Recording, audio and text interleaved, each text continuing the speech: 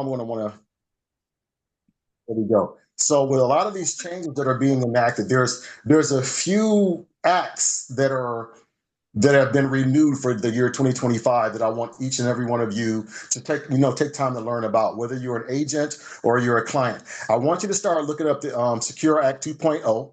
Right, the Secure Act 2.0 is going to be discussing some of the contribution limits that have been raised for people, whether you have personal IRAs or you have 401k, 403b, 457, or some kind of an employer-based retirement plan. You want to look up that Secure Act 2.0 because a lot of the limits for people who are over 50 and over 60 have been raised for your maximum contribution rates. You also want to look at the WEP and the WPA Act, and I apologize, I can't remember exactly what that stands for, but the gist of it is a lot of people who are government workers who work for organizations like the county, right?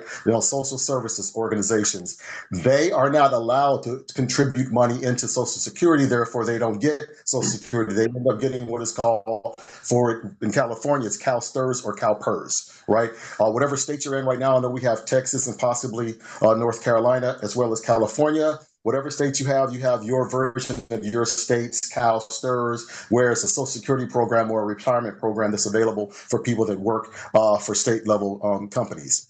So you want to look at that because the laws are restricting people from being able to double dip. The only problem is a lot of the people that have been working in these different type of jobs, they might have worked in a job where they did contribute to Social Security before they started working for the county. So therefore, they earned their quarters, whatever credits they have, they should be due those credits. So this law is actually looking to change some of that to make sure they get that money as well as any money that they earned in whatever state level retirement plan that they might be with. And then I want everybody to make sure they take a look at the 2025 tax grid.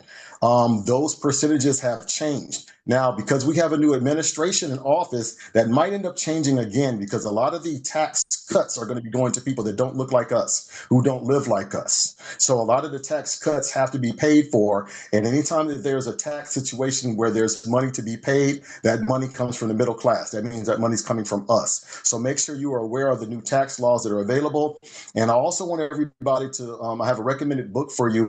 This is a book that I just learned about today. Fruit from the Poisonous Tree. I put all this information in the chat room. Take a screenshot of that to be able to take a look at this information after this presentation. So the presentation I want to cover today is going to be the Your Money Matters presentation. So let me make sure I can share my screen. All right, here we go. Now, the name of the company that we're with is called Census. I love this company because it's more than just a company. It's an opportunity for people to get the information they stated earlier in this presentation to really start developing the tools to better equip them with managing their money as well as navigating our current economy. So understanding your money matters is an important thing. And I want to talk to people about who we are, because you hear about a company. Companies are not people. Organizations are not people. Well, this company is about the people. This company is about personal relationships, and we like to cultivate those personal relationships because cultivating those personal relationships is how we market our business, right?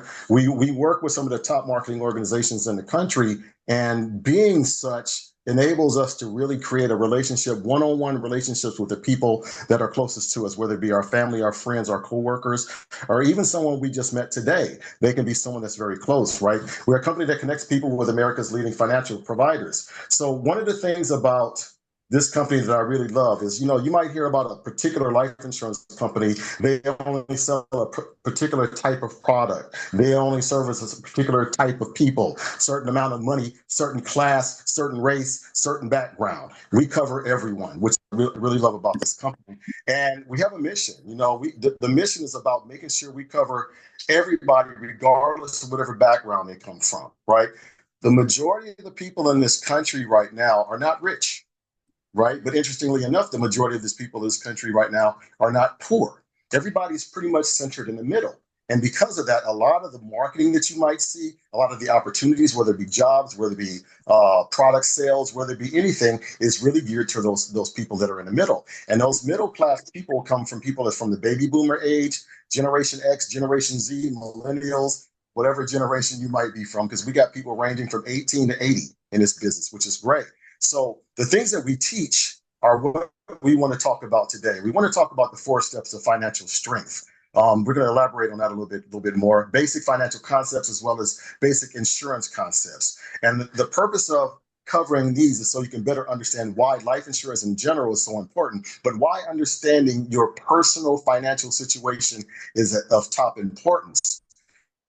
So you look at this, we call this the X curve, right? When you're starting out, graduating from high school, you don't have any money, you don't have a job, right? And the first thing that you do, as soon as you walk into the college campus, they're going to offer you these credit cards. They're going to offer you all this different type of stuff to start building your credit. So right out the bat, you have no assets, but you start out with a whole bunch of debt. But as you get older and you start to make more money, you start to accrue more assets, you are expected to be able to build more assets while you're decreasing your liabilities. Unfortunately, that's not really, from my perspective, how things work in this current economy. People start off with debt and they end up building more and more debt.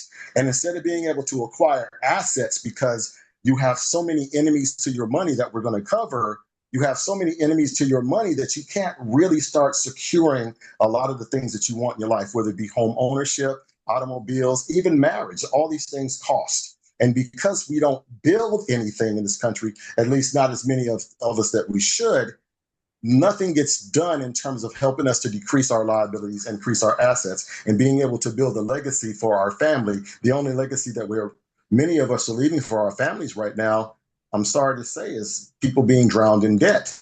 So being able to share this information is essential because people need to understand how to manage their money. And some of this stuff is very, very basic, right? You see here, right here, we have the 4 steps to creating financial strength. Right out the gate is managing your money wisely. It's a simple concept, but I'm sorry to say, not everybody gets it because, I got to pay the gas bill. I got to pay the light bill. I got to pay the rent. Everyone's worried about robbing Peter to pay Paul, but Paul nor Peter have any money to rob. So you end up having to go through all these different resources and doing 4 or 5 things to do one thing. And then you end up being so tired that you don't really have anything left of life in you to be able to go produce anything outside of what you're getting from your job. And that's how you get trapped. You get stuck in this job that's never going to offer you an opportunity to leave it. So you end up in this perpetual cycle that keeps you stuck in debt. So the best thing that you can do is identify what is happening to you and start taking steps to be able to make those changes. So again, managing your money wisely. Don't spend more than you make. That's a simple math question. That's not calculus or trigonometry. It's just plus and minus.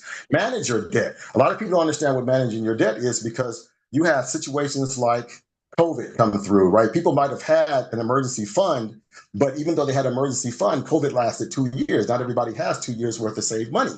So what do you end up doing? You start living off of your credit cards. And then if you miss a payment with those credit cards, instead of that 0.29% or 0.99% or 4.79%, it ends up being 27.9% because you missed a payment, because you didn't read the fine print. People don't get that. And then a lot of people who might have an emergency fund or don't know to create an emergency fund don't have the monies available to be able to bail them out whenever they get into a financial situation. And of course, you must set financial goals. If you don't set a financial goal, you'll find yourself leaking money everywhere. And that happens to a lot of people, especially people in our community. So we also want to protect our income. I'm going to tell you a little story. Back in, I got out of the Air Force in 1997. Thank you, Linda, for sharing that. And back when I got out of the Air Force, I ended up working for this one company. And right out the gate, I was making 6 figures, doing well. The company ended up going IPO. You're going to hear a lot about the words IPO, initial public offering, in this and subsequent presentations. But I get out of the Air Force. I started working for this company. The company goes public, right? And we buy these friends and family shares, 500 friends and family shares at $16 a share. And I bought them all, $8,000, bang. As soon as we went IPO, the $16, the second the market opened, I think the opening price was somewhere around $20, $21, $22, right? So instantly I made more than 25% on my money in a second. I ended up selling all those shares and plus other shares with an average selling price of about $71. So I did very well. So I took that money and I started investing into other businesses. Now, you've heard me say invest, you heard me say spend, you heard me say all that, but you never heard me say protect. And that's exactly what made me hurt in 2001 and 2008, because I never learned how to protect my income, and ergo, I wasn't able to protect my family. So we want to talk about why. So we start looking at, accumulating assets. How do you accumulate assets? By making sure you understand the enemies of creating wealth. First and foremost is inflation, right? Since 1913, you'll hear about this. Since 1913, inflation has averaged about 3.2%. What people don't know about inflation is man-made. It's created on purpose, right? It's not about the quality of our products going up. It's about the strength of our dollars going down. Now, the rate that the strength of our dollars decreases is at a rate faster than we're able to make more money at our jobs. So if we're not using our money to where it works for us, we're going to always be behind the 8 ball trying to play catch up. And the game is keep up. It's not catch up. And you also want to learn about the power of compounding interest. The one thing about compounding interest that we need to understand is either you are a champion of it or you are a victim of it. What do you mean, Tony? What are you talking about? I'm not a victim. Well, maybe not, but maybe you are. And the reason why that is because if you finance anything, you are literally a victim of the compounding interest, because they're charging you 4, 5, 10, 20% on something that they're making money off of you, where the money that they're giving you, that they're loaning to you, the person that they're paying for that is usually someone in a bank account.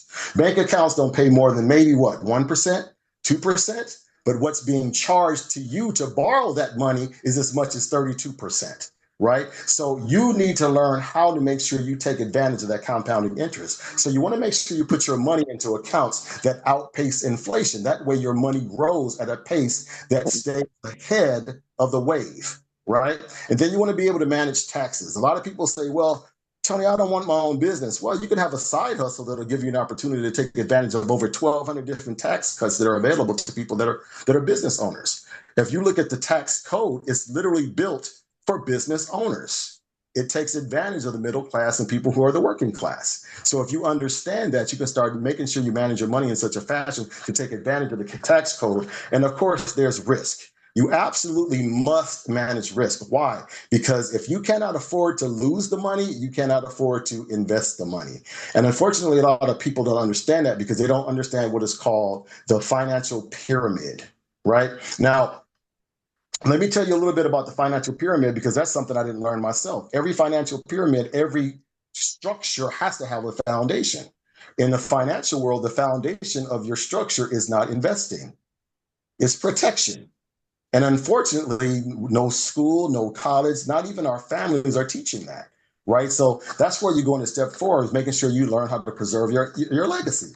Protect the hard work with a plan, right? Conserve and transfer wealth during your lifetime. You want to make sure that not only do you have the money available to give as a legacy, but you also have the education to give your family as a legacy. Because if they don't know how to manage the money the way that you did while you created it, that money will be lost in 1 or 2 generations after you've long turned to dust.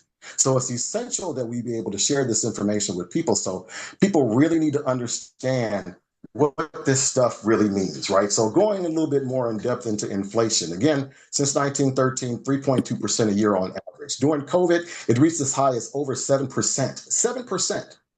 I don't know if any of you know any bank accounts. Matter of fact, anybody in there know of any bank accounts that does better than 7%? Anybody? I expect crickets. I expect crickets. So I'm a big kid. I don't know if y'all know that. Linda will tell you. I'm a big kid, so I like my candy. I like my chocolate. Does anybody on this call remember having a candy house in the neighborhood? Anybody have one of those? Yes. How much did the penny candy cost, Tawana?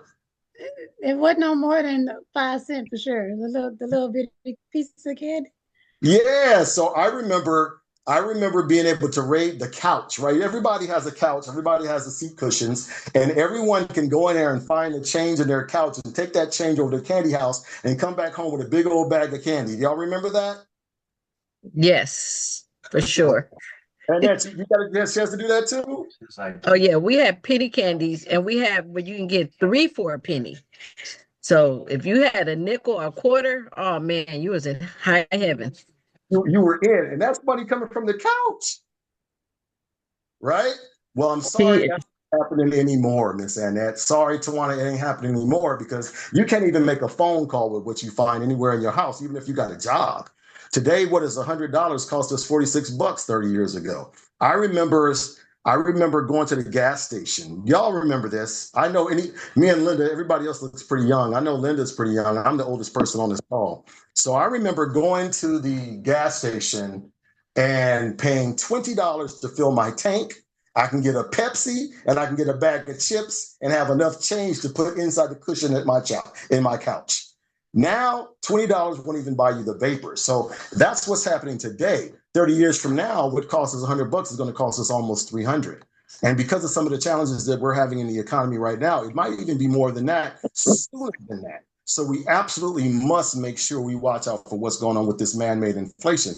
And we do that by making sure we understand the compounding interest, right? Interest is usually the price that is paid to use your money. So if money is being used, someone is paying to use that money. Y'all understand that? Let me see some heads nod, even the ones with the cameras off. Nod your head, right? So if someone is paying to use that money, it makes sense for them to pay you to use yours, right? That's what banks do. They pay you to use yours, but what they pay you is as much as 300 times. Y'all can write this down. What they pay you is as much as 300 times lower than the amount of money that they get for using your money and lending it out. 0.01% versus 32% that they can charge some people who have bad credit. That's more than 300 times, right? That's how the banks continue to make this money. If you don't understand that, then you're going to have to understand that. So how does this, we talk about the rule of 72, right? Rule of 72 is you divide whatever your current interest rate into 72, and that'll tell you how long it's going to take for your money to double, right? Well, 0.01% means your money's going to double in 720 years. I don't know about y'all, but I don't have that kind of time, right? And even if you're in a high yield savings account that's what, 5.13%, that's still going to take you what, 14 years for your money to double, which is better than 720. You're still going to live. But if it's going to double every 14 years, you got 3 cycles of your money doubling before you retire. So if you only got 10,000 and it doubles 3 times, that's what what's that, 20,000, 40,000, 80,000? And what is that, 42 years from now? We're not going to be able to retire on $82,000. So we have to find a better way to get our money to grow for us faster. So we look at accounts that allow us to do that. We start looking at accounts that offer a higher interest rate, whether it be a 4% high yield savings account. A 6% account can be a certificate of deposits. I've seen them at 5.5.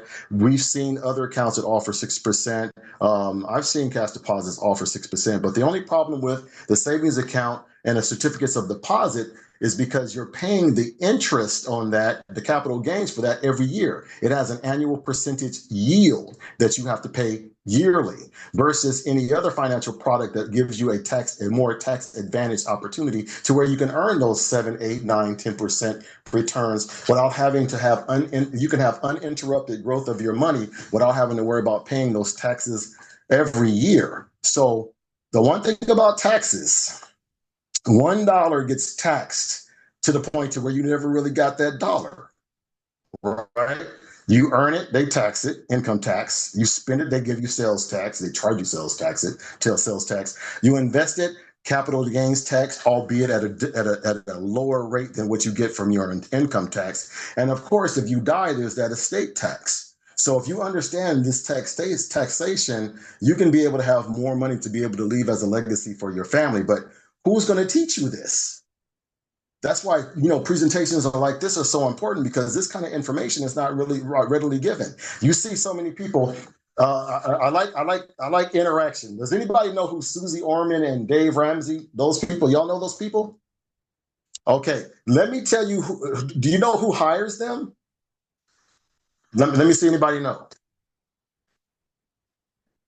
Okay, so have you heard do what the banks do?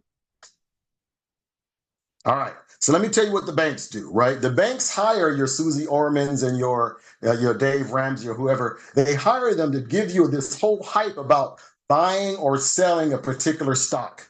right? If Dave Ramsey says this is a mandatory buy, you gotta get this. The reason why he's telling you that you gotta get this is because the bank that hired him is telling them that because the bank wants to sell that stock so they can get the profit from that sale. So let me tell you how this works, right? That bank will hire someone like Dave Ramsey to sell a widget at $50, right? And Dave will be like, it's a hot buy, it's a hot buy, it's a hot buy. And everybody's losing their mind. You got to get it, you got to get it, got to get it, got to get it. Now the bank is selling all of those at $50, now 55, because supply and demand, $60. And then once the market is tapped out or capped out, everything crashes. Now, when the pricing starts to fall down, what ends up happening is once it gets down to a market minimum for the bank, now the bank wants to buy those shares back. So then the bank will be like, Dave Ramsey, I need you to tell everybody that they need to buy. I'm sorry, that sell. So now what everyone had bought at $50 or $60, now they're going to be selling it at $10 and $20. And guess who's buying it all back? The same people that sold it to them at $50 and $60. So now the bank is making anywhere from $30 to $40 a share on everything that they just sold. So guess what? That is a perpetual cycle that people don't realize is happening to them because they're listening to the professionals, right? But that's another conversation that we can talk about at a later date. But I just want you to know that's what's happening out there right now. So we got to understand where to put our money. Now, a lot of us, we already make sure we pay our taxes. We pay our income tax. Unfortunately, with income tax, I remember reading a book. I got a few of them up here. And in that book, back in the 50s and 60s, maybe a little bit sooner, it took about 1 month to cover your tax burden for the year. Does anybody know that? Anybody? No, because none of you have ever experienced it, right? So right now, it takes about somewhere between mid-May, mid-April to mid-May to pay your tax burden for the year. Almost a half a year that you have to work to pay your tax bill so the government can run. Why? Because all the money that the government is living off of is coming from our tax dollars that they continue to raise taxes on, which means less money is available to us. So we have to start putting our money into programs that's going to allow us to be able to have some kind of money available later on. Hence, you have tax later. So earning your money and having your money taken out of your paycheck before the taxation and putting into programs where you can start earning uninterrupted interest in an employer-based program. And sometimes they match the funds for that. The only problem with those type of programs is a lot of people, the 401ks, the 403bs, the 457s, even the pension plans, a lot of the money that's being used or being contributed to these retirement plans is actually being used directly in the stock market. So what happens is if the stock market is doing well, your retirement account is going to be doing well. That's great. But if you have what's happened in the past 20 years? We had a depression and 2 recessions, or was it 1 recession and 2 depressions? Either way it go, we lost money, right? I know 2001, I lost 50%, 2008, I lost another 40%, and people continue to lose money throughout that decade, as well as when COVID hit. And right now here in California, we just had a devastating loss of many people's homes from all the fires that we've been having. So people are losing money left and right. And while they're losing this money and while they're working to replace all this money, they don't realize that what's happening in their retirement account, the market is literally blowing away all their money. The money is just being eaten up, right? The federal government is using the money for whatever. They're not paying attention to the funds that this money is going into. And every time those funds are changing hands or money is moved inside of those funds, fees are being charged, which also limits the growth of your money in those accounts. So that 401k, albeit great, if it's not doing well, it's because someone's mismanaging those funds. We had a client that had about $800,000 in his 401k, and he just knew he had $800,000 in his 401k. But when it came time for him to retire, he had 479. So what's happening to a lot of people today is they think they have enough money for their retirement. They look at their statement, and their statement says $1.2 million, $1.3 million, $2 million, but they don't realize the difference between a qualified account and an unqualified account, right? Does anybody know what the difference between a qualified account and an unqualified account is? What's the difference? One hadn't been taxed at all yet. Which one is that? The qualified. The qualified account. So your 401k, your 403b, your 457 TSPs, thrift savings plans, none of them have been taxed yet. So when you look at your statement and your statement says whatever your statement says, you can automatically just assume 40% of that ain't yours because it hasn't been taxed yet. Now, another question I'm going to have, if it hasn't been taxed yet, what do you expect taxes are going to do by the time you retire? Does anybody know? Be much higher Why? because it always is. I don't know. Well, that's true, but there's a specific reason why. Do you know why? They're greedy. That's why we're doing this call. When you have a federal debt that we have, and the people that should be paying into it aren't, the middle class are going to continue to be the ones that have to pay into that. So the taxes are going to constantly go up to keep paying off this debt that we're never going to be able to pay off. That's issue number one. Issue number two, and probably the most nefarious issue, is because whenever you are working, a lot of the tax deductions that you might have had while you were working, you might have had a side hustle, you might have some earned income credits or something like that, head of household or whatever. A lot of those give you the deductions that you need to be able to lower your tax burden. But when you retire and you're no longer at that job, you no longer have those protections. So now you're going to pay the full amount of whatever taxation that you get. So the way that your retirement funding is structured, right? If your retirement funding is structured in such a way that you don't have any tax protections, you literally will be taxed on your retirement funding at a rate without having any protection to lower that rate. And that means that if you could not live off of 100% of your money, you're not going to be able to live off of 60% of it. So what ends up happening is a lot of people, even with these retirement plans, they end up going back to work. That's why you see people my age and older who are standing in front of you at Walmart or, having other jobs at Starbucks or even Wendy's. I've seen people that are 70 and 80 working at Wendy's because they had to go back to work because their retirement funding was consumed by mismanagement of the funds that the money was being contributed into. So that's why it's so important to have something in each of these three buckets. And the third bucket would be the tax advantage, right? You talk about, money that accumulates on a deferred basis, but how about not paying taxes on that money at all, right? And a lot of that money is going into these accounts after taxes. So that means if it's after tax growth, that means it's already been taxed. You don't have to worry about paying additional taxation on that. Right. So one of the best ways to do that is using what is called cash value life insurance. But a lot of people, they think life insurance is this big scary beast, right? Or I don't want to leave my kids anything, so therefore I'm not going to get this life insurance because it only benefits my family whenever I die. That's not true. Life insurance is exactly how most millionaires and billionaires actually continue to protect their wealth as well as earn their wealth. And you're going to be talking about that in subsequent presentations, but you also want to make sure you mitigate risk. So a quick story about risk. Back when I was a day trader in 2000, I was pretty good. I was making a significant amount of money, and I took a lot of high risk products. The one thing about it is because I was a day trader, I was monitoring all the indices every day, which is great, right? I decided I wanted to take a vacation. I put all my different stocks on 24-hour holds because I figured I was going to just look at them the next day. I ended up not looking at them for 2 weeks. This is right when we had the dot-com crash. But because I was completely unplugged, I didn't even know what was going on. So when I came back, I had $20,000 gone in one account, $50,000 gone in another account, lost my job. Everything happened in the span of 2 weeks, right? So the most important thing about understanding risk is you have to be prepared to suffer those losses.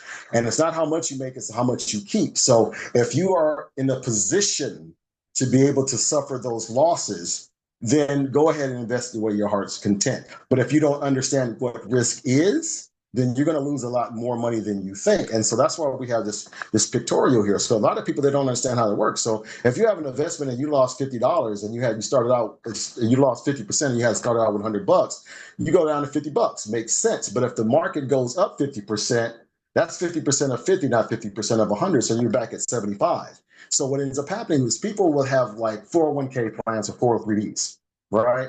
And they'll be like, hey, the market just went up again. right? The market went up, the market went up, the market went up. Yeah, the market went up, but you're earning a percentage of what you have now, not what you had before the market crashed.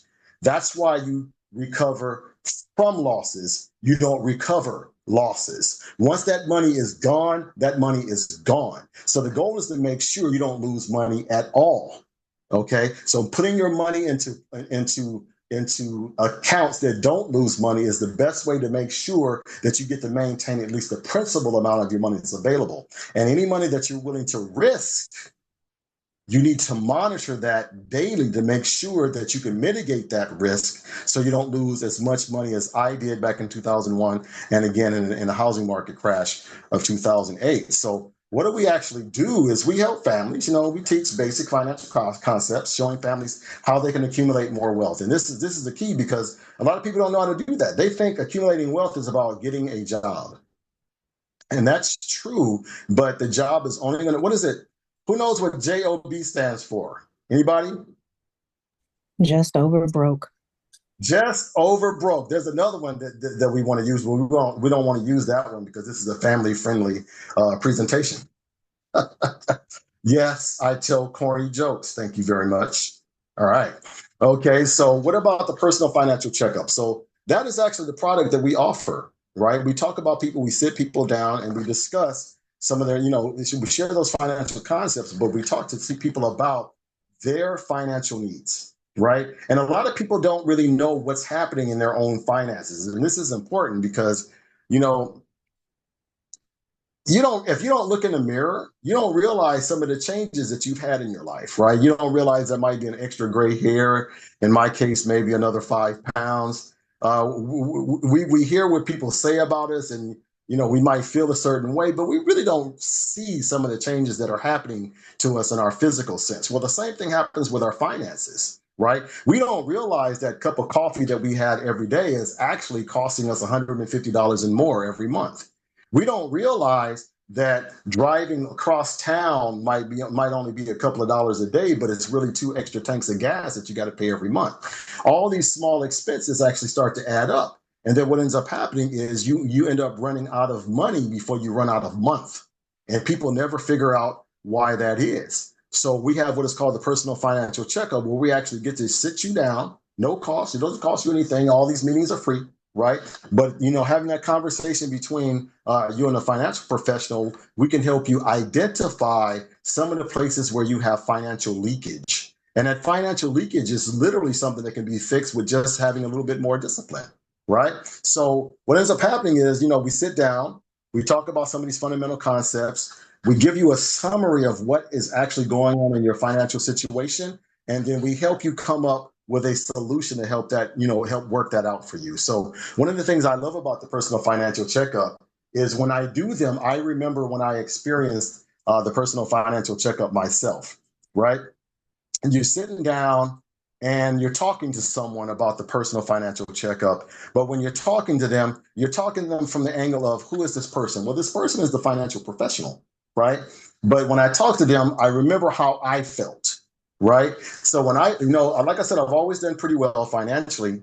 I would make the money, but it really wasn't that good at saving it. Really wasn't that good at protecting it. Really wasn't that good at keeping it. So when I talk to people, I'm talking to them from my own personal experience. This is what I went through.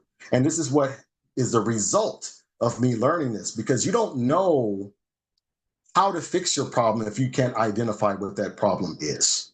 Right. And that is the biggest problem that we have in our community, because we know there's something wrong, but we just don't know what it is. Right. So being able to sit down with someone that can help you navigate and understand where that financial leakage is coming from, helping you understand some of the laws that are involved with these things that you're dealing with every day, you'll find yourself being better equipped to better manage a financial system that was not built for us. Right. So one of the things about doing these particular presentations, you can see some of the questions that we ask ourselves. Is there a need for what we do? Could you see yourself doing it? And the one thing about doing this is all of us do it, right? Have you ever seen a great movie, for example? Anybody seen a great movie and they ran out immediately and started telling everybody about it? I remember when the second Top Gun came out, me and my son told everybody about it. We're over here having like town hall meetings because Top Gun was so great, right? You end up talking to people about something, and people want to do what you do, right? They want to share what you share. But that's what this is all about. We want to be able to get people the information so they can start sharing this information with others. And you end up starting to change the culture of our communities, no matter what that community might be. It might be the Latin American community, the Caucasian, Asian, Black community, whoever, right? These conversations must be had because it's important that we have these conversations so people can better prepare themselves for the opportunity. I got one of the wrong cameras is working right now, but so they can better prepare themselves for some of the challenges that we're having right now. So again, I'd like to talk about something extra while I got a couple of minutes, and I'd like to open up the floor for questions. So you see a situation in the country right now where a lot of the laws are being changed, a lot of things that we're being affected by, right? Do we have any teachers on the line right now? Anybody that's a teacher? Yes, I am. Demetria, what are some of the things that you're facing right now in your school? We normally go on a field trip to NASA, and then we just got word today that we can't go because they cut the program. Now, did they cut the program because of lack of funding, or did they cut the program because they didn't want to fund it? I'm thinking they didn't want to fund it because Do you know why? yeah, it was already in the making. I mean, we had permission slip signed, and then all of a sudden she was like, Abbott cut it all out today or something. So now we can't go. That is happening across the board. Now, my next question to you is, if no one's teaching financial literacy in schools, whether it be elementary school, junior high school, college, right? And you take away a lot of these funding programs that help people get excited about science, math, possibly becoming teachers themselves, what do you think is going to happen to the next generation after we leave? Downhill, they won't have that experience. Yeah. And right now, the dumbing down of this country is so people can we're basically going to be exploited because we don't have the education to prepare ourselves for what's happening. So you end up having to do things privately, right? So until kids don't dream anymore. Sheena, you're absolutely right, right? Did anybody want to be president when they were growing up? Anybody? Nobody want to be president? How about after Obama became president, or anybody? She just came on camera, so that means she wanted to be president. As a woman, we didn't see that as an option until recently, maybe a possibility. It was all men growing up. So we didn't have no examples. We live in a white patriarchal society. It's true, but that doesn't mean you cannot be it, right? I wanted to be, I wanted to be a martial artist. I did. I fought for many years, but I had to stop fighting when I realized I was not getting any younger. And then I got into the political field, and I never wanted to be president because I'm not interested in federal politics. But I did want to be. I did want to be a state senator. I still plan on being a state senator. I'm gonna try, right? But the reason why I want to be a state senator is not because I want to be the guy in charge. I want to be one of the people that help change some of these ridiculous laws, right? So Demetria, the people that are on your state assembly and on your state senate, these are the people that are passing laws that's taking away the funding for programs for your kids. Now, the problem with that is the people that are voting these people in, they're voting these people in that way because they don't know any better. And it's usually the people who are financially strapped. So they're literally subjected to all the gaslighting that you might hear because they hear these promises that are never kept, but they continue to vote for those people who don't keep these promises. And it's because they don't have the financial backing to be able to support a lot of the people that should be out there looking out for them and their families. So what we're doing is more than just making sure people have life protection for their own families, but making sure communities are protected so our kids can dream again, Sheena, right? Does anybody work for the government right now? A social worker or anything like that? For the government, but I'm not a social worker. You work for the government? Do you mind sharing what you do for the government right now? I work in contracts. Okay. For the Department of Mental Health. Okay, so you work for the Department of Mental Health, right? So in the Department of Mental Health, tell me how some of the programs are working for some of the employees there. Are all the programs still in place for you there? Yes. all the programs are in place for us. It's more of our contractors that are having the issue. So our contracts would have been renewed this last fiscal year, but because of, I think it was Prop two, Prop one, Prop two, that passed last year affected a lot of our funding. So we didn't renew. We just extended for 2 years because a lot of language, a lot of things are changing.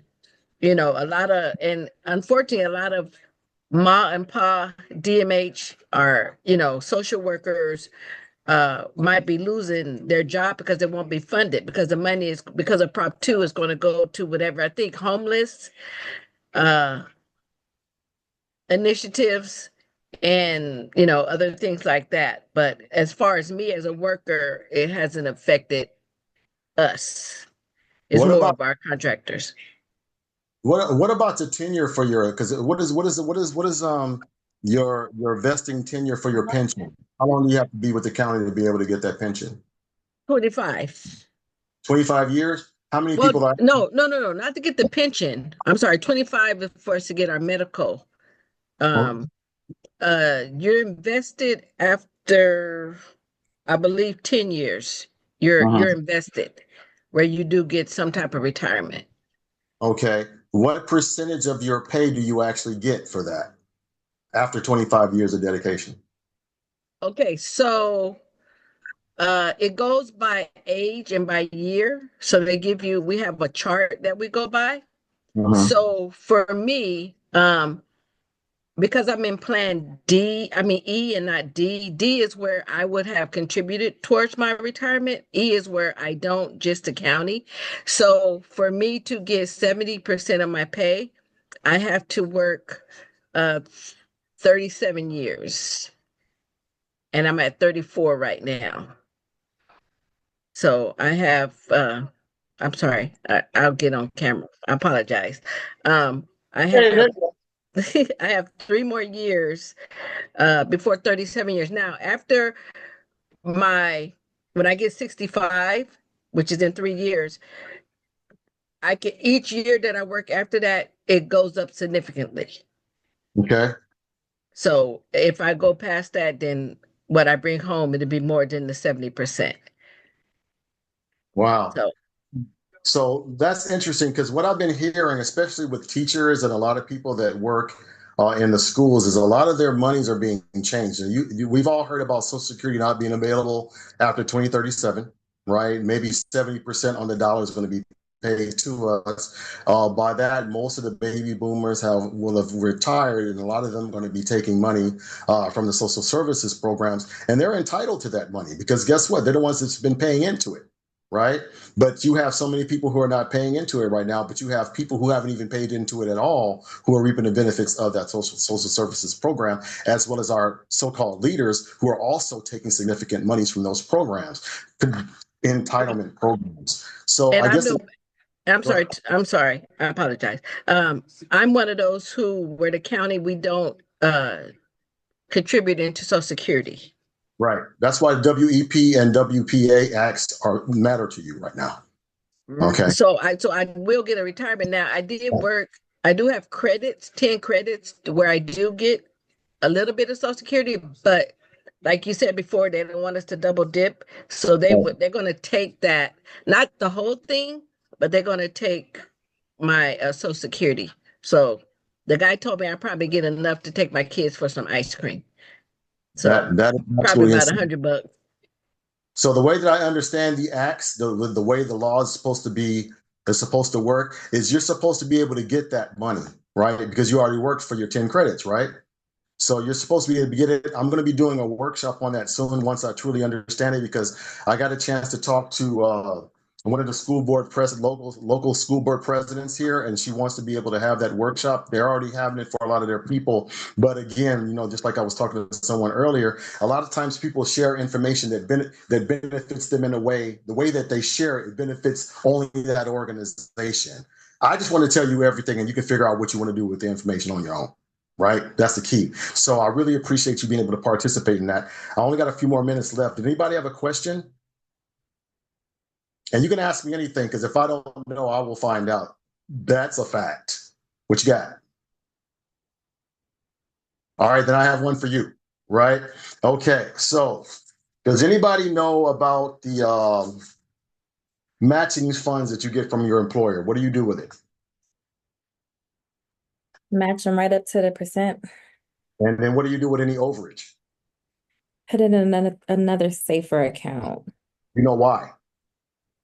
because I don't want to overfund something I'm not going to be safe on. You know what? I couldn't have said that any better. Do you know, for the first time since I've been having that conversation, that I actually advise someone to pay the max into their 401k? I actually advise them to do it.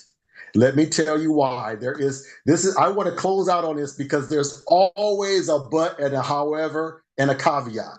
There always is. And this is the first, I couldn't believe it. I was on the phone with, one of the people on this line here. I don't want to tell nobody's business, but I was on the phone with him and we were talking to this client, and I had to massage my cheekbones because I couldn't believe I was about to say this to this person, right?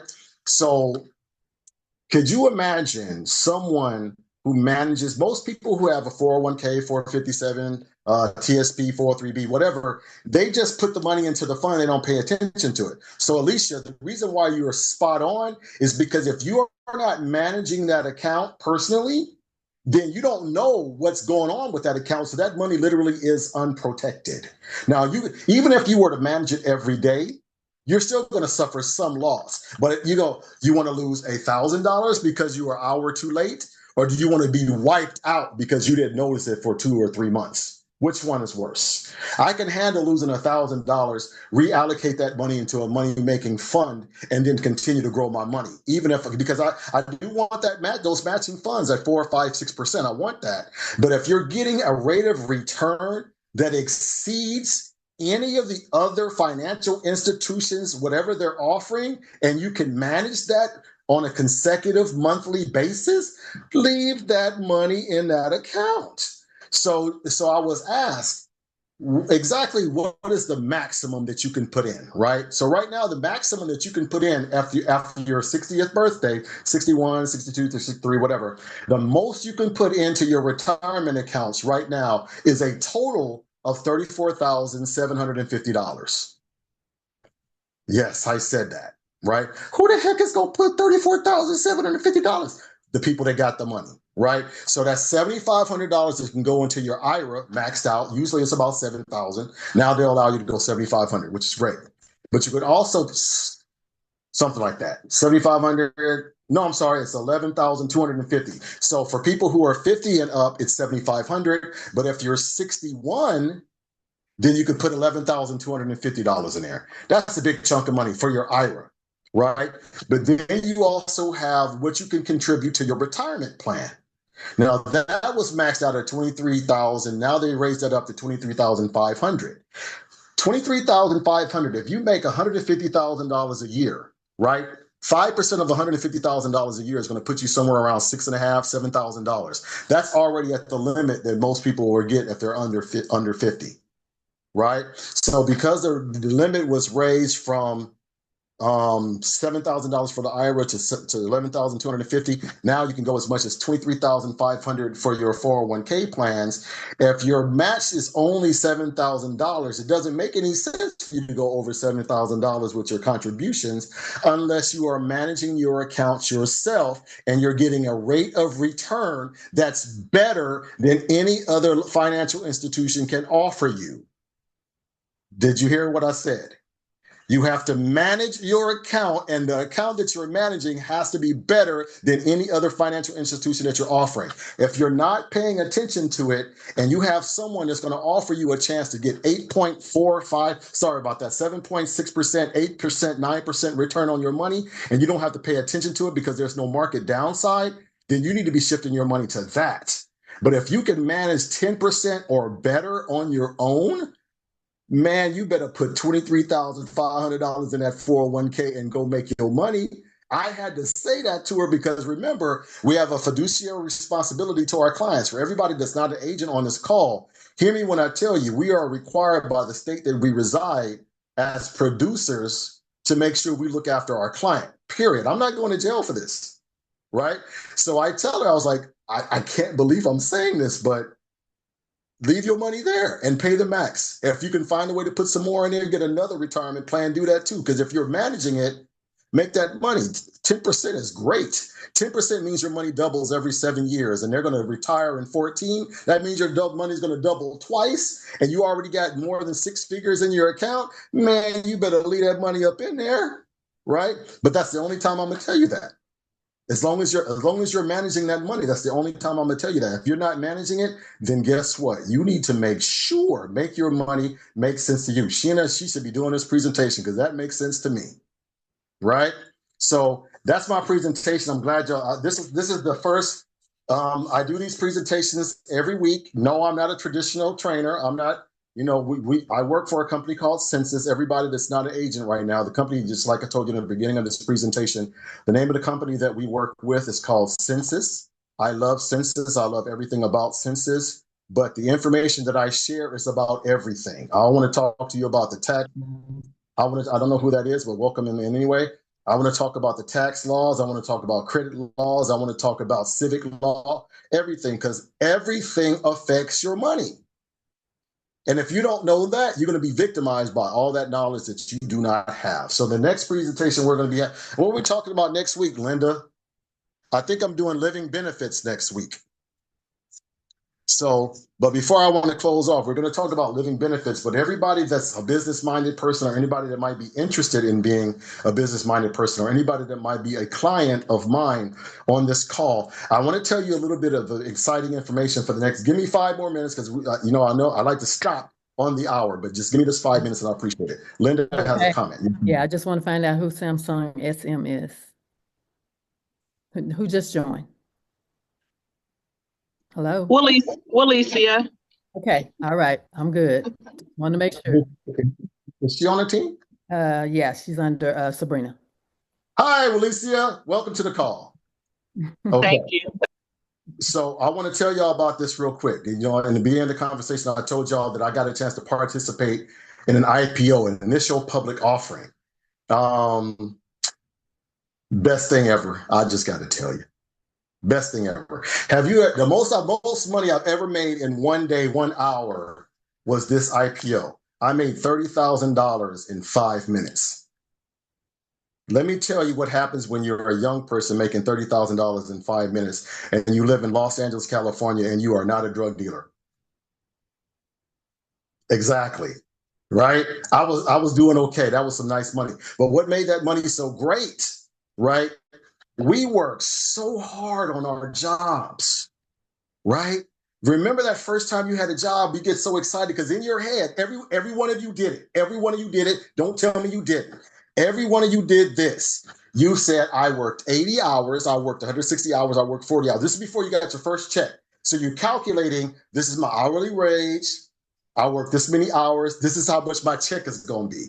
Every one of you did it, right? And as soon as you get your check, you don't see all these. Look, I know for a fact I was the only one working on my job. So how all these other people get paid before I did, right? And why they all got these acronyms on there. So by the time I get my money, I get the sort of funny part about it is the gross is what you made, but we get the net. But the net is always gross, right? That ain't right. So I look at all this money that they took. I was like, oh my God. So what made the IPO so exciting for me, even though I had to pay capital gains for it, which is what I told you I was going to mention this, right? That $30,000 was considered taxable income for me. But because it's capital gains is taxed at a different rate than your normal income tax, right? And as long as you are not adding that money into your account that particular year, you don't have to pay taxes on it at all. You can defer your taxation on that. You have your money growing uninterrupted. But what made me so excited about this $30,000 is I had this number of shares. I sold them for this amount of money, and that's how much money was in my account when I saw it. I got fired up over that. So right now, our company is getting ready to go IPO in the next couple of years, right? So whether you're an agent on this call or whether you're a customer on this call, everyone gets a chance to participate because I got a chance to participate in that IPO because I got 500 friends and family shares, right? Well, guess what? There are going to be friends and family shares offered to our friends and our family. Now, if you are my client, chances are I'm going to call you my friend because you got to, you're a client, right? So when those stock options are offered, anybody that has those stock options before the company goes public stands a chance to make a considerable amount of profit from those shares, right? Now, the profit that you make from those shares will be instantaneous, but that doesn't mean that's your money. Does anybody know when that money that you make is yours? Does anybody know?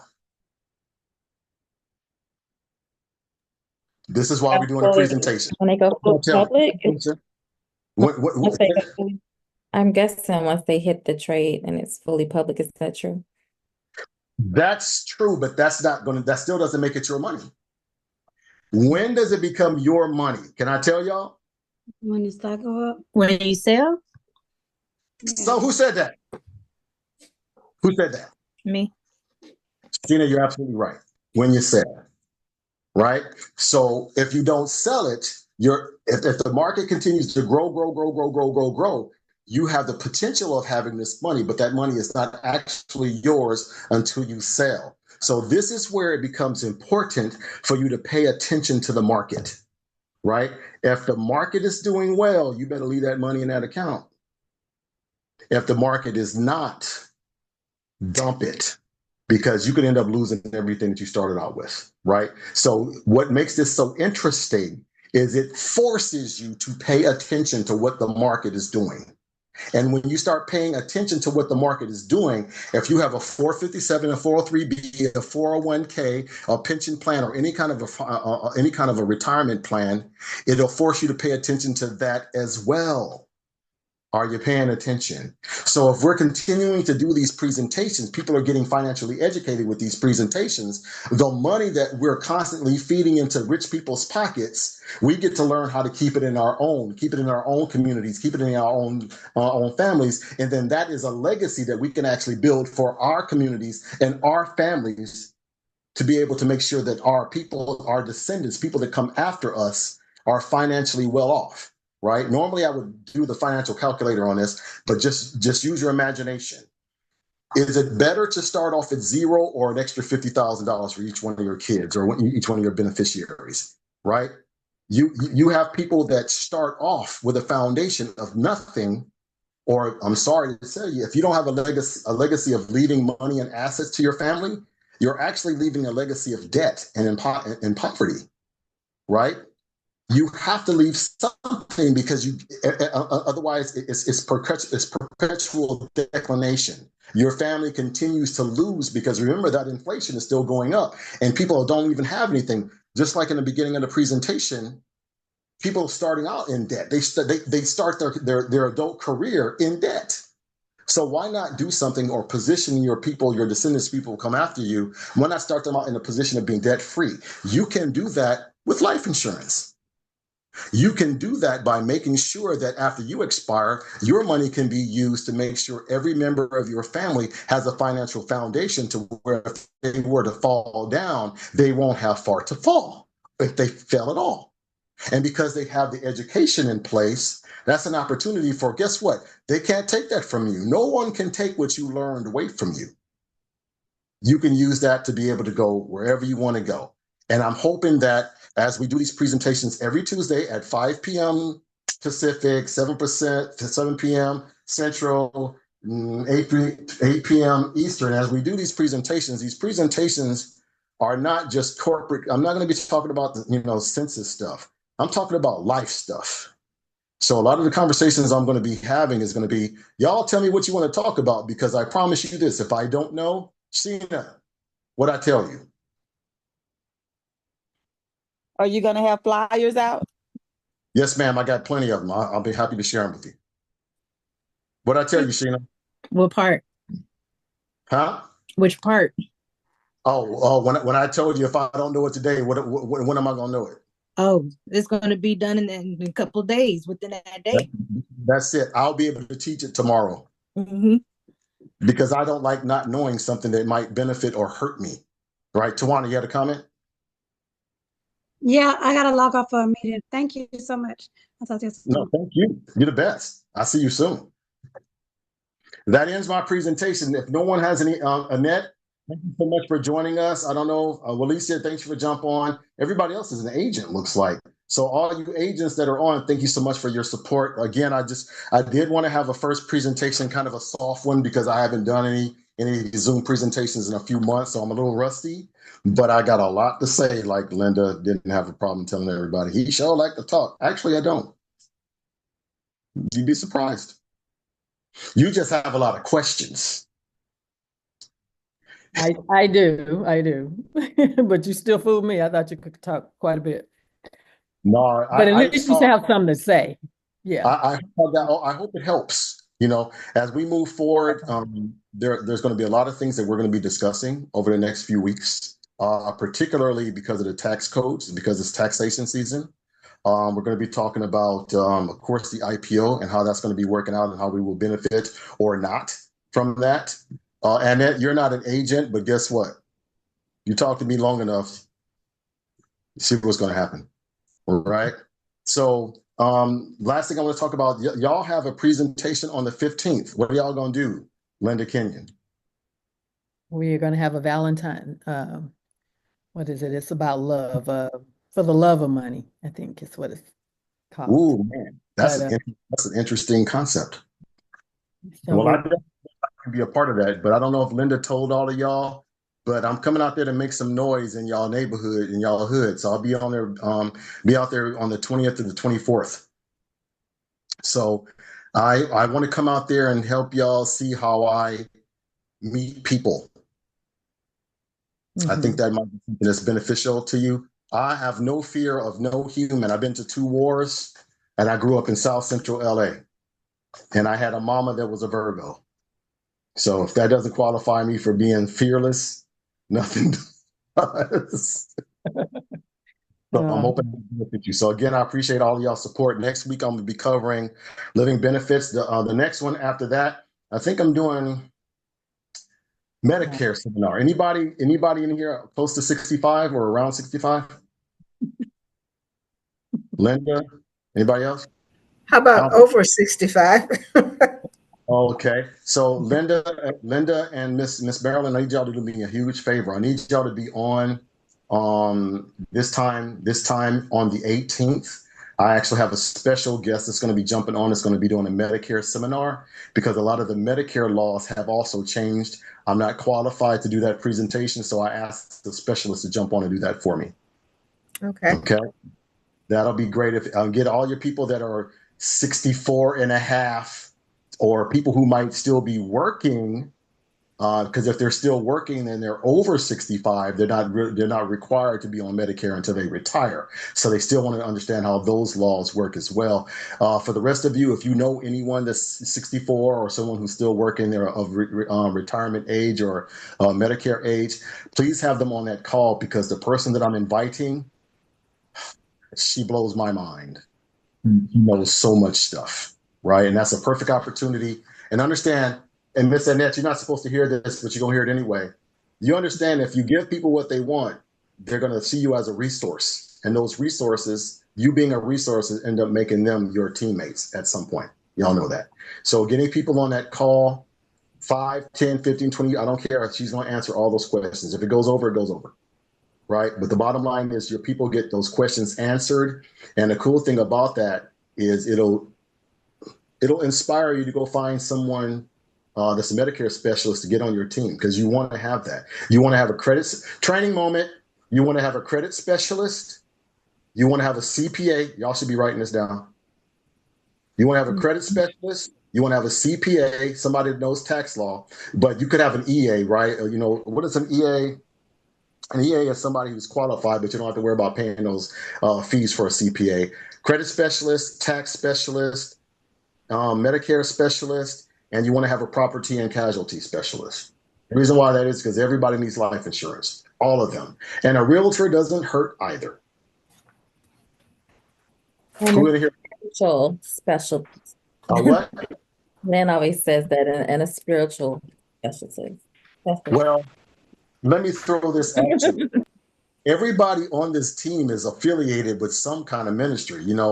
My pastor still wants me to be a deacon. I told him I'm too much of a heathen to be one of your deacons, Pastor. I don't think I can do it. But he's God working on used everybody. He used the worst of the worst. Most pastors are heathens. God forgive me, but they human. He know his kids. I ain't saying nothing bad. He didn't hear nobody argue either. Right? So the goal is everybody, God, we definitely want to put God first in all of this because I believe God is the reason why we're here, right? I had a chance to, I'm not going to tell you who the client is, but I had a presentation on yesterday. And I'm sorry I'm over, but y'all asked. During the presentation, we're supposed to be doing a PFC solution, and she was going through some stuff, right? And look, a PFC is a serious document. The solution appointment is a serious appointment. If you're not mentally ready to receive the information, I'm not about to tell you that information. So instead of doing the presentation, we just use that hour to pray, right? That prayer helped her far more than that solution appointment could have ever done so, right? You got to remember it's about relationships with the people. We're not robots. The people that we're coming out, they're not paychecks. If you're in this for anything other than looking out for the people, you're in the wrong business, and you're definitely not on my team, right? If you understand that you're going to make your money anyway, they can't stop you from making your money. I need y'all to hear me when I say this. If you are helping the masses, they cannot stop you from making your money. So don't worry about it. It's going to come. The goal is to get your face in front of as many people as possible and sharing as much of this information as possible. Is everyone going to be your client? No, they are not. But that's not your goal to get everybody. Your goal is to get the right body, right? Then you have the right partners in there. Next thing you know, 1 becomes 2, becomes 4, becomes 8, becomes 16, becomes 32. Next thing you know, you got a legion of people and a whole culture that's financially prepared, that understands that that $1.9 trillion that we put into the consumer base every year should be going into our own businesses. More than 50% of the jobs that occur in this country are high for young Black people come from small business, and small business is exactly targeted by big business because of that. Every opportunity for Black people to come up in this country, sorry if anybody on this call is not Black, but this is true. Every opportunity for anybody Black to come up in this country is always under attack. You worry about Tulsa, Oklahoma in 1921. Right now, they're literally trying to turn every law backwards right now. And when they get to the point where they start trying to hang us again, y'all know there's going to be a limitation. But I'm going to tell you right now, God uses everybody, Alicia. Well, right now, they're using Trump. And the reason why they're using Trump, as much as you don't want to believe this, you piss off enough people, what's going to happen? The revolution will be televised, right? But when it happens, we want to make sure our money is right, because when the barter system comes back, you know what? I tried to buy something with my looks one day. I owe the money now. Okay, so I can't get it unless I got some money on me, right? I collect coins. I collect. Actually, all I do is collect coins and lapel pins. That's not going to get me a whole lot, right? So we're gonna have to have some gold or some money, So we got to do what we got to do to make sure we're financially protected. And if you're not doing that right now, then you're going to be the person asking someone to help you rather than people asking you to help them. And I don't know if you know this, but I love being blessed and to help someone else. Asking for help, people don't want to help you. So help yourself. Let's learn this information, help ourselves, help our teams, and make a difference in our communities. If we do that, we're going to always be just fine, right? This is my ministry. I'm the deacon of finance for the Church of Census. Yeah. Why are they looking at me like that? All right, so I'm coming out on the 20th through the 24th. Linda was concerned about me being too hyper and wearing y'all out. It's true. It's probably going to happen. It's true. I start off at 4 o'clock in the morning. Hope y'all ready. We're going to be running laps. I'll try to see if I can get out. I am handicapped at the moment. Well, you know the good thing about your leg? Y'all remember I'm a politician, right? So let me tell you why your leg is so good. That gets the sympathy vote. I got my little scooter, my little leg scooter. I can get around a little bit. That is such a political person. It is definitely That a is the most political. political thing to That say. was definitely political. I didn't make it a secret. I didn't make it a secret, right? So check this out. We're gonna get you a wheelchair, right? And on that wheelchair, we're gonna put an American flag on there because this is Texas. Mhm. No And the worries. rocket, red glare, bombs bursting in there, all that stuff. And we're gonna have whatever logos and everything on that chair. And I'm gonna make sure I'm pushing it because I'm the man. You know what I'm saying? I'm gonna push you. But while Depends the on where ladies, she we're at, all being the because they same. mess around and push her off a cliff. I'm If not you got the doing no wrong- wheelchair. Depends on where we going. You could do the scooter.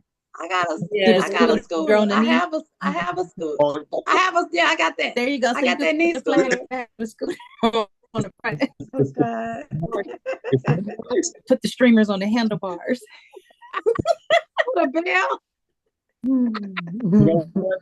I tell you what. I tell you what. Because I believe in doing things as a team. We can all get scooters. Hey, Have y'all I'm saw with those it. those 3-wheel cars? Those things are hot. We just rent some of those for a day and just cruise around and tell everybody about it. Little smart cars. Yeah, we do that I want too. to sling that. You know what else is cool? I want to do that anyway. They got them down here downtown.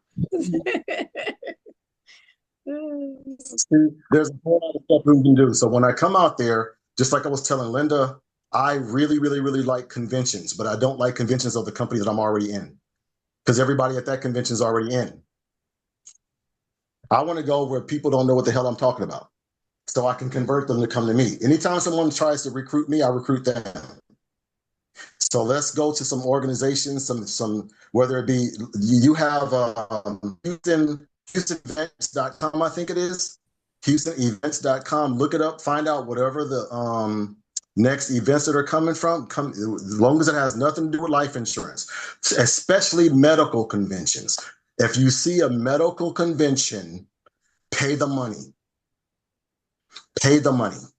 All you have to do is walk in there because every last one of those doctors, nurses, lawyers, would you believe that they have no idea what to do with their money? Yeah, I met a lady that works. She's a nurse at VA, and she said a lot of them don't know what to do with the money, especially a lot of young people who's working there. And I've been trying to set up a meeting with this lady. I'm gonna find her and do it because we're supposed to go up there and have a meeting. I need you to set that meeting because I'm about to give you a nugget. Y'all ready? Okay. There's 2 presidents. Let me give you the contrast between these 2 presidents. This president actually was bad for business when it comes to veterans. This president was actually good for business when it comes to veterans. Let me explain to you how this is possible, right? This person was bad for business. This person was good. This person was bad for the economy. This person was good. So when Obama got into the office, right? When Obama got into office, he actually completely changed the VA system. I'm a veteran, right? So he changed the VA system. So the triage that used to take me up to a day, I could literally go to the emergency room, be seen by a doctor, and be home inside of 2 hours. Before, it would take a day before I would get through triage. Obama changed that. Because Obama changed that, the emergency system was flowing like clockwork. You didn't have all that backlog. So a lot of the hospitals weren't being inundated by all those extra people because of the Affordable Care Act and everything else that he did. So the hospitals didn't have all these extra people in the emergency rooms. So guess what? If you didn't have all those people in the emergency rooms and everything was running like clockwork, your nurses and your doctors were not overworked. And if your nurses and your doctors were not overworked, they're not in a hurry to get the hell out of the medical field, right? You flip over to Trump. Trump comes in there and he just botches everything up. Now the emergency system and the medical system is completely botched. It's crazy. These nurses are working 2 and 3 shifts in a row. Doctors are worn out, orderlies are worn out, everybody's worn out, and they're ready to go. But they make so much money that they never really thought about managing that money. So they're ready to go. They've never managed their money. They're trying to roll over this money. How do you do that? Ergo us, right? So you need to be talking to people that work in various hospitals, legal professions, any profession that's being inundated by all these different law changes. These people are ripe and ready to go, right? And the cool thing about it is they're already looking, but where are they looking? That's the key. So where do these people hang out at? If you've ever been to a courthouse, and this is something I need y'all to understand. If you've ever been to a courthouse, right? A courthouse, city hall, or any governmental organization, all of them have restaurants around them. Are y'all paying attention?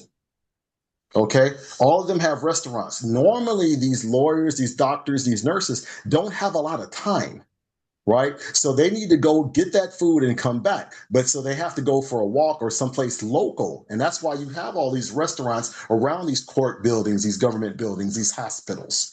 So if you decide you want to go have lunch, you could literally sit in there for 30 minutes. Just don't say anything. Just watch. Watch who's coming in and watch what they're doing, watch what they're ordering, watch what they're talking about. And then now you're casing the joint, right? So what ends up happening is now you understand these patterns. You're starting to see these patterns. So, but you also are ear hustling. Sheena, what is it called? Active listening, right? While you're actively listening, you're finding out some of the hot buttons of these doctors, these lawyers, these nurses, these orderlies. So now you fashion a presentation, a napkin, 5-minute napkin presentation to be able to strike up a conversation with these people for that 5 minutes that they got. Right? Next thing you know, you got a business card, you got a follow-up conversation with them just that fast because you understand what their needs are. If you understand what the public's needs are, you can accommodate them for their needs, right? That's another little tidbit. So I can talk forever and I'm not going to do this. I've already gone over 25 minutes. Thank you all so much for being on. I look forward to seeing y'all in Houston on the 20th. Everything that I'm telling you about right now is I plan on doing with you. Okay. So my goal, just like I told Linda, is I'm sorry, y'all been suffering from someone that might be trying to find out what you can do for them. My goal when I get there is to give you everything I got. Okay. Because I want you all to be autonomous. I want you to be confident. I want you to be fearless. Because I'm telling you right now, if you are afraid to talk to the people, let me tell you what those people are afraid of. They're afraid of the same stuff you are. Will I have enough money when I retire? Can I take care of my family? Do I have enough money to pay my bills every month? That's what they're thinking about. That frown on their face, that scowl, that's because they're dealing about their problems. It's got nothing to do with you talking to them. They got stuff on their mind. But if you got a solution for that problem that's been eating away at them for a week, a month, a year, they're going to be very receptive to what you have to say. But you got to understand what to say to them. That's what I'm coming here to talk to y'all about. That's the conversation. And when you start understanding these conversations with people, and guess what? Do you know the best conversation is always the conversation that you say the least? Yeah. It's true. When I'm conversing with people, if I'm there to tell them something, I'm talking. But if I'm not there to present, you got to get really good at asking 1 or 2 questions that require long explanations to answer. And that's where that's where we're starting to do that active listening. Write it down in your head. You don't want to be having a notepad talking to these people. You don't. Right? You want to actively listen, and then as soon as you get a chance, go write everything down because you don't want them to see you writing all their stuff down, but you want to write that stuff down because that stuff is how you educate yourself on how to talk to people in that profession. Right? That's how you do it. When you get out in the field, you start really understanding that, you're going to see your conversation is going to change, right? Asking the right questions will get you so much information in such a short amount of time. Linda was like, how do you get people to tell you all this stuff? They already want to tell you. That's what y'all don't understand. The people already want to tell you. I said, does anybody know how to play spades? Because Linda thinks she knows how to play spades. Anybody know how to play spades? Nobody know how to play spades? A little Yeah. bit. People tell me the stories at the grocery store in line, like just random. I don't know their name first. So yeah, they want to tell you everything. Kitty Pat. They want to tell you. Yeah, we play So with if you my sit at family. the domino table, You sitting at the domino table or spades table, they're going to tell you their entire life story because they're comfortable. Make them comfortable. When you do your Valentine's Day or whatever, just make them comfortable. Let's, everything I do involves food. Sheena, does everything involve food? Everything involves food, right? Because the second I put a plate of turkey necks in front of you and some rice and some cabbage, all walls come down, right? But now they're going to tell you everything. What do you do with that information? Don't throw it against them, but help them with it, right? Just build a relationship. Everybody is not a paycheck. Treat them like a human being and they'll treat you like one too. And there's a whole lot of money out there. You got people, pocket millionaires. One of my brothers, dude is worth $1.5 million. You won't know what to look at him, but when he gets ready to transfer that money over, he's going to have to pay taxes for it unless he wants to put that into an annuity that's going to be deferred for a little bit longer after he retires. But these people got the money. They don't have the knowledge though. Your job is to use that knowledge to be able to help them prolong their money so they have money for their retirement. And guess what? Anytime money changes hands, you're going to make some money off of that yourself. You do that, you can't help it. Don't worry about it. Don't worry about how many points it is. Stop worrying about how many points it is. But I want you to understand how to calculate it. Stop worrying about what your commission is going to be. Stop. But I want you to know how to calculate it. I want you to focus on making sure you get that customer the best possible policy, whether it be an annuity, a term, or an IUL or a GUL, the best. Because the reason why that is because they're not going to remember all those numbers and minutia you talked about. They're going to remember how you treated them. And then they're going to tell their people how you served them the way that they needed to be served. That's where your back end money comes from those referrals. If you haven't gotten any, man, I'm about to say something, Sheena, this is going to hurt a lot of people. But if you have never gotten a referral and you've been in this business more than a year, we got a problem. Because your referrals tell you how you're doing in your business. Does anybody know that? Mm-hmm. Tawana, you're shaking your head. Why is that true? Because for one, people trust you enough to refer you, and you did them of good service. If you're good service to them, they're going to refer you. Just like you'll get your hair done. Cool. You do a good job on my hair. I'm going to say, hey, you need a hairstylist? Go to this person because they did good with me. I know they're going to take care of you. Right. People are not going to refer you to somebody that they don't trust. So, yeah. And the last thing I'm going to say, all right, because y'all know I'm dead serious about this. I'm going to get in trouble every time. All of you are fairly new. So all your exchange clients, if they had their policy more than a year to this point, you need to put your name as the active agent on their accounts. Do you understand me? Because when we start getting residual money for those accounts that are lasting more than 5+ years, if your name is not the active agent or the producer in charge of that account, you do not get paid for that. Are y'all paying attention to me right now? I'm looking at faces. Okay? Go get the names of your people. It might only be one person, but one person could be that one person that'll get you that Alicia's $1.5 million annuity. It could be the one person that makes sure that you get a guaranteed one annuity every month. If you got one $100,000 annuity every month, and say it was a Performance Pro or a Safe Income Advantage, that's a $7,000 check every month, right? Every month, $8,000, whatever your contract level is, $3,500, $4,000 every month you're getting paid. That covers all your expenses for everything you want to do. I live in California, so we pay for everything. So in my head, something that costs a couple of $100s is nothing to me. So, yes, ma'am. Alicia. Residuals will count towards annuities. I always thought it would just go towards the IULs or the, term policies.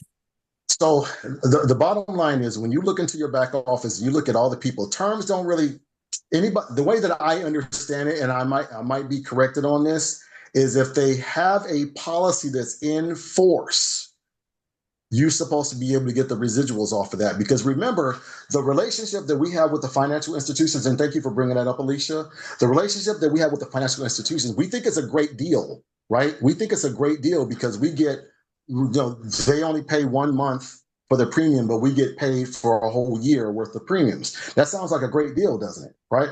So let me tell you why it's not. Pay attention. This is a training moment, right? So if you got an average IUL, $3,600, right? 50%, I'll make it nice and easy. $4,000, you got a 50% contract, that's $2,000 for you, right? You get paid $2,000. That financial institution has $4,000 for that person. They go ahead and they cut you a check for $2,000. Sounds great, right? But that person kept that policy for 20 years. That's $80,000 that they made compounding interest. Now, remember, the interest that they're getting is not the interest that they're offering. You understand that? The person that has the policy is literally giving the life insurance company the opportunity to lend that money out in the form of loans or whatever to other financial institutions at interest rates that are much higher than what they're paying you. That's why it is okay for them to be able to pay you that money up front, even though they only got $200 premium today. They're not looking at what they got today. They're looking at what they're going to be getting. And if you were to just look at just regular principal, that's $80,000 regular principal money. But now they're getting 10%, 20% compounding what's 20% into 72? So that money is doubling every 3 freaking years. But how much did they give you? $2,000. So it makes sense that we should be getting some kind of residuals. If they're able to keep those policies on the books, we should be able to get some residuals off of that. So if we're getting residuals off of that, and you're a career, I'm going to get in trouble. If you are a career non-licensed professional and you keep exchanging all your points with your trainer, this is why I got so upset when y'all didn't understand how to calculate your money. I didn't get upset with you. I got upset with the people who were supposed to teach you this, right? Because if you understood how this money is broken down, you will understand that you need to make sure you pay attention to your money. I told that woman that she needs to put $23,500 into her 401k plan, which is literally more than 3 times more than she should have put in it if she wasn't paying attention. But because she was paying attention, it makes sense. If you're paying attention to your accounts and it's more financially beneficial to you, I say go for it. But if you're not paying attention to anything, you're being victimized by it. So get all your stuff changed, change everything over into your name, right? And I don't know why I still have that view. Let me fix this. Give me a second. Yeah, really. Okay.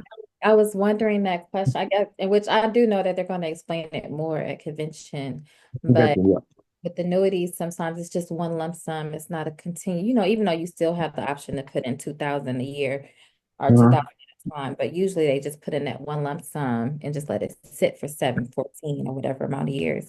So I was wondering how you would get residuals on that one lump sum versus, Do you know about the Safe Income Advantage annuity? yeah, Tell me about the Safe Income Advantage annuity. Tell me how it works. the safe income is the 7-year one, right?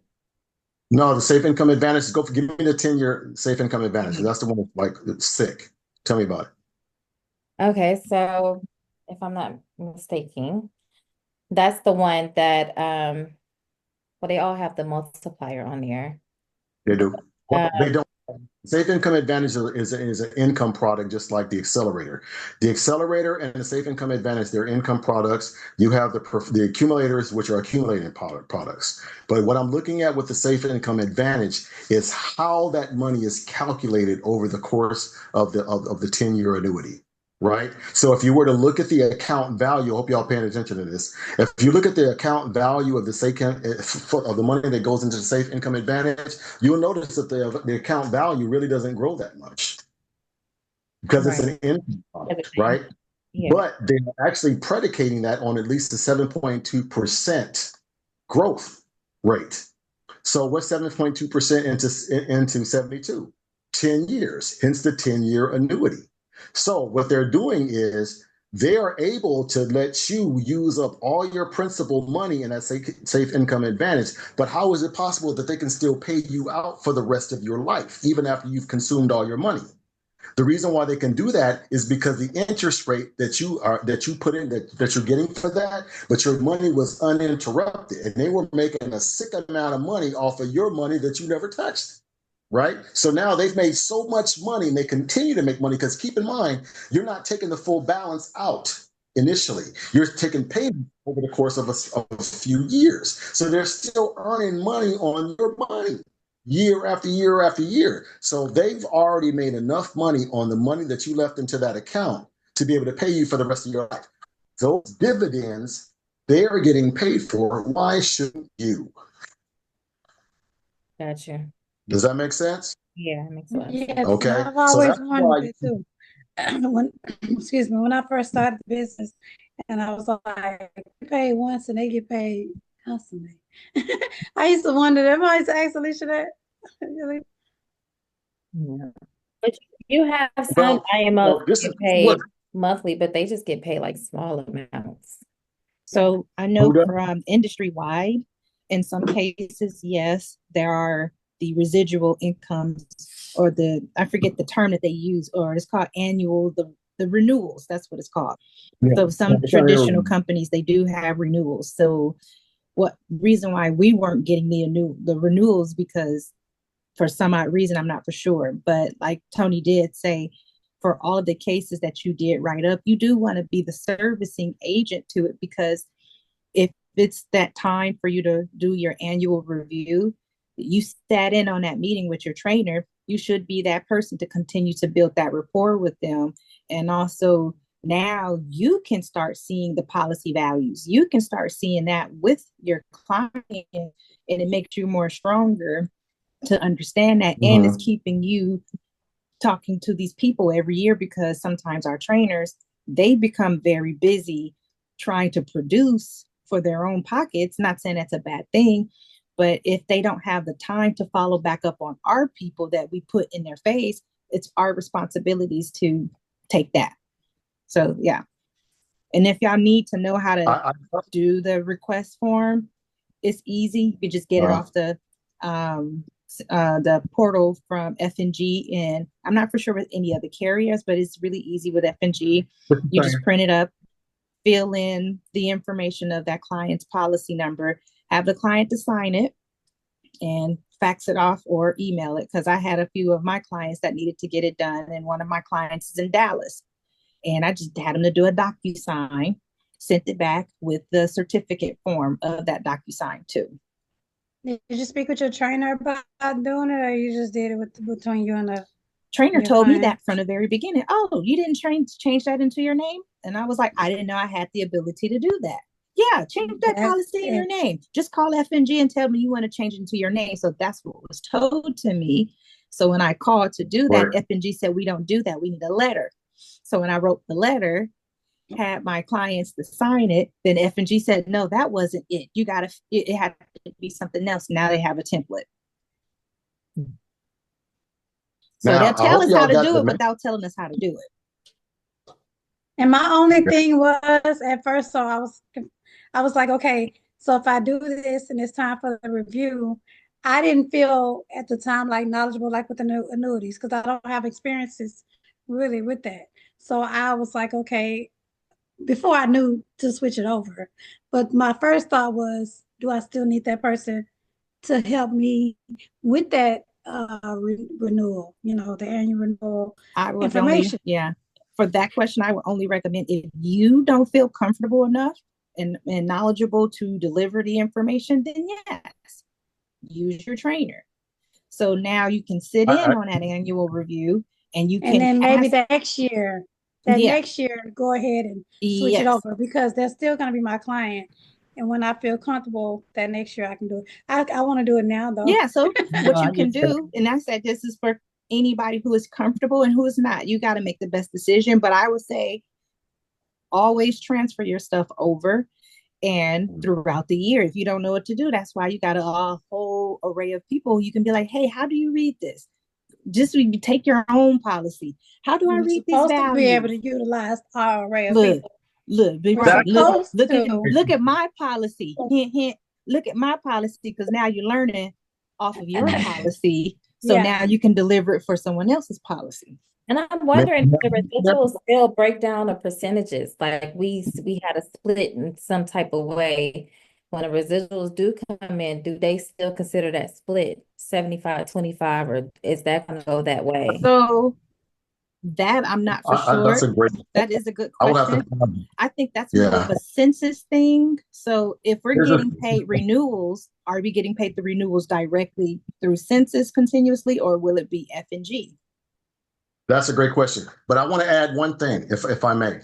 Okay, this is to your point, Tawana. I don't care whether you know this business or not. After that first annual year, change the producer to you. Let me tell you why. Okay, every client that you have, when we do an annual review, a part of the annual review, you're going to be asking for referrals.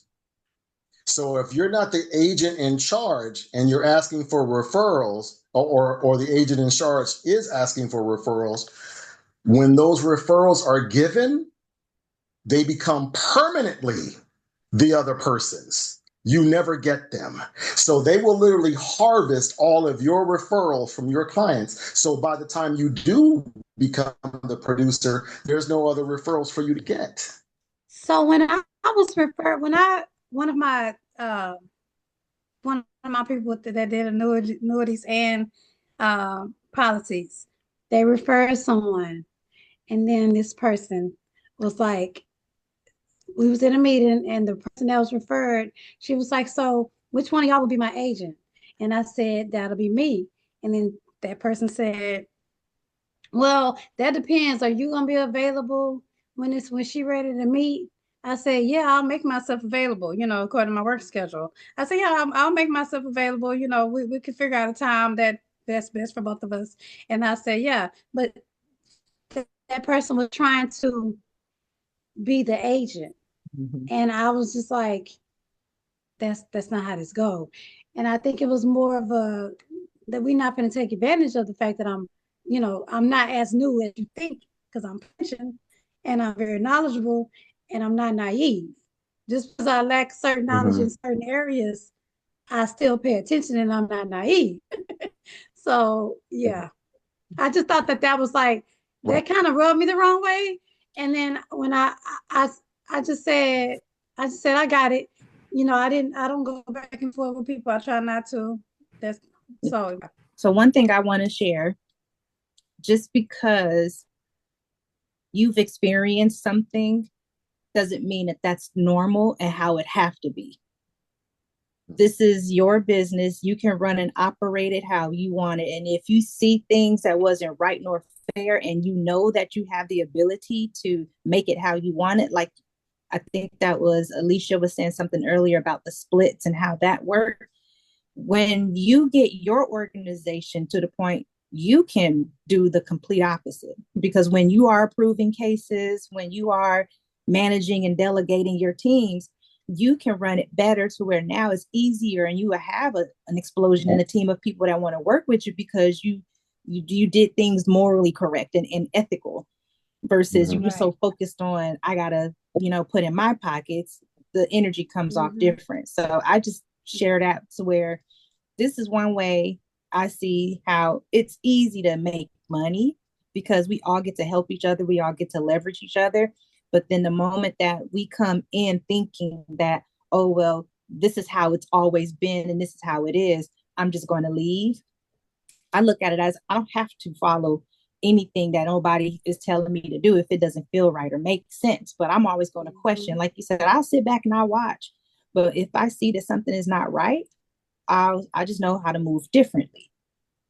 If it's making someone money and that someone's not you, then we're going to have to reevaluate what we're doing. Okay, you are licensed with the state of California, Texas, wherever you are.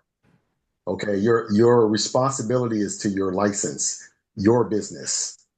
You're in this business to make money for your business. If you're not making money for your business, you are not in business. You're not an employee. Your job is not to make money for me or Linda. Your job is to make money for yourself, right? Not everybody is a builder, right? Not everybody is a recruiter, but everyone can plug into this puzzle in the manner that they fit best. But as a team, we can actually produce something from that, right? So that's what I'm hoping to identify. You know, I invited Sheena on because I don't know. I'm starting to wonder if Sheena's my mini me. A lot of stuff that she says, she says it before I can say it, like I channeled the energy through her or something. She's like spot on, and I thought it'd be a good idea to have her on this call. So Sheena, thank you so much for being on this call. But a lot of us have endured a lot of similar challenges since we've been in this company. But I need each of you to understand that census, the system is perfect. The people may not be, but how, you know, you can have the sharpest sword, the best sword in the world, but it's ineffective if the person wielding it doesn't know what they're doing, right? So we need to make sure that we are learning how to do this business, understanding this industry. And the best way to do that is to understand the people talking to, right? But first, we got to understand ourselves and how do we fit in to this system in terms of professionals, right? So I truly believe that we got an opportunity to do something great. I'm looking forward to coming out there. I know Sheena's going to be coming out there. Sheena's going to be helping me with our Black History Month celebration. And I'm looking forward to that. I might even bring y'all a T-shirt because, you know, I like my T-shirts, campaign all the time. And and that's all. Be here when you're here on the Just say 20th. again? Sheena, you're coming on the 22nd too? No. I will be there on the 22nd. How do you know? When is it? 22nd of March, 22nd? right? The last time you was here, nobody And said why nothing. would you do that to us? I'm so sorry. We talked It about was meeting like, and I'm hanging like, out. why Look, nobody I'm coming said out here nothing? March 22nd. Oh, March You 22nd. Okay. I said February 20 to He's coming 24th. February. Okay, I'm going to be out there that weekend of the 22nd. So I was planning on going over to Linda's for BPM that Saturday, and then we can all hang For out. March or for February? March. March. Okay. March, okay. I'm gonna So we're- write that down. We'll put it on the calendar to make sure we're there. Okay. But next time you come to our city, we already talked about this in Vegas. I That know. we was gonna hang out when you come to town. I know. I was kind of incapacitated with. I wasn't by myself. Let's just say that I wasn't by myself. So I was on somebody else's time and dime. Yeah. Well, hey, we get that. Right. So next, I'm coming on my own time and dime this time. We understand. Flew out. Hey, Every time we have a discussion, it ends up going over time. So I apologize for my point in that. But I really hope all of you get something from this because I really believe that it's our time. You know, I was talking to Lauren Choi about this, and I told him failure hasn't even come into my thoughts. And the reason why it is because we've had our butt kicks for so many years that we're doomed. It says it has to work out now, and you know what? I totally received that. So but I need y'all to understand this, and I'll close with this, right? Even the harvest requires labor. Y'all know that. Because if you're not planting seeds while you're plucking fruit, you're not going to have fruit for the next harvest. As long as you have that in your head, your business will always be growing. Can y'all do that for me? Keep it in your head. I don't know if Demetria or Walisha is still. I like the name Walisha. What does it mean? I don't know if they're still on. Oh, there it is. Okay. I'm here. I'm here. Okay. Hi, Walisha. Do you have a face? Because all I see is a name right now. I'm dry. That's okay. Okay. Well, she got a smile. Hey, check it out. If you could see someone's teeth in the dark, that means they go to the dentist. Oh, y'all are crazy. Okay, well, it's time to wrap up and Yeah. good stuff, Tony. Can you show that book again? Can you show that book, Sheena? I already put it on my Amazon when you had mentioned it. It's on my cart. Fruit from a Poisonous Tree. I want y'all to read that because after I read that tonight, I'm probably going to be referencing that sometime in the future because I think it's going to help us better understand how we want to navigate this year.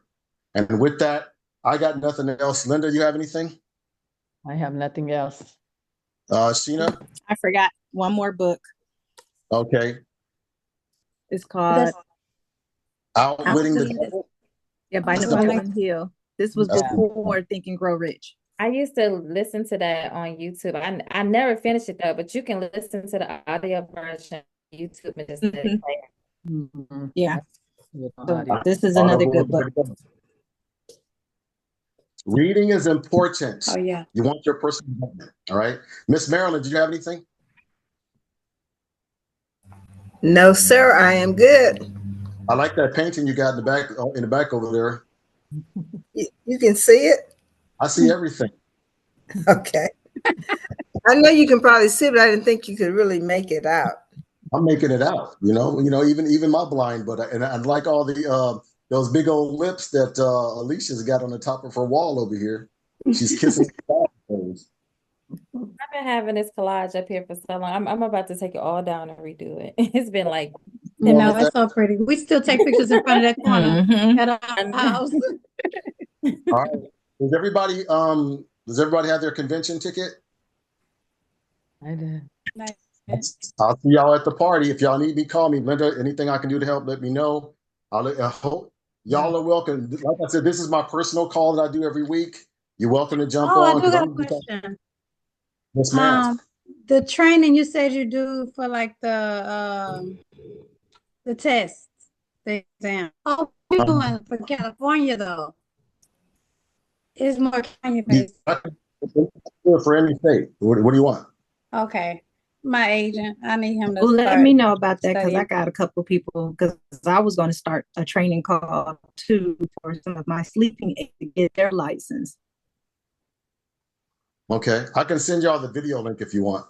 Okay. There's a All video right. link for Texas information, you said? No, it's then the video link to the presentation is so you can see if you actually want to do it. Oh, okay. Thank you. All right. All right, I'm you happy. guys. I got to go. Good night. Bye. Good night. Bye-bye. Thank y'all. Everybody. Thanks again, Tony. Thank you, Tony. Thank you.